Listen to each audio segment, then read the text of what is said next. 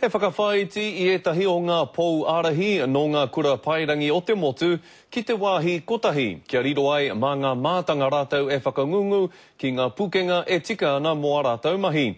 Koe rā te iho o te kaupapa I te kura aronui o Tāmaki Makaurau I te rānei. Ko te utanga ki whangaparawa tēnei te whauarahi matua o Hato Paora. He kaha ki te whakapakari I tōna tinana, o tira ki te whakapakari anō I tōna tūranga pau ārahi mā tēnei kaupapa whakapakari, kua whakaritea e te ara pautama ki AUT.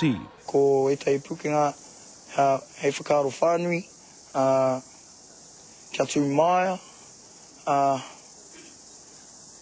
kia tū pakari anō hoki. Ko Rhiannon Young hoki tēnei te pauarahi matua o te kura Māori o Hukarere, ko tāna anō he whakapakeke iaia anō ki roto I tāna tūranga I te kura. Kua whakapakari hoki ngā pauarahi ki honei, ia mātau hinengaro.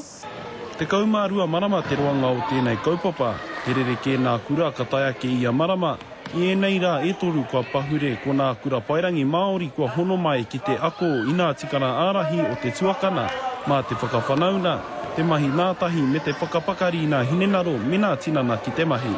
Miharo rawa, he mea hei whakaatu ki te iwi tae te Māori kia whakapua wai ki roto I tēnei ao hurihuri. Ko te matu o te kaupapa, ko te whakaako I nā rangatahi ki nā pukena huhua kia tūranga tira ai rātou, hei tauira mā nā teina. Kia taia e tātou ki te tū maia, kia tū pakari. Koinei te rā whakamutuna kua whakaritea mana kura pairani, te rā te kite mena kua pakari anō rātou kia tūrana tira ai mo a popo, rapara tawhai te karere.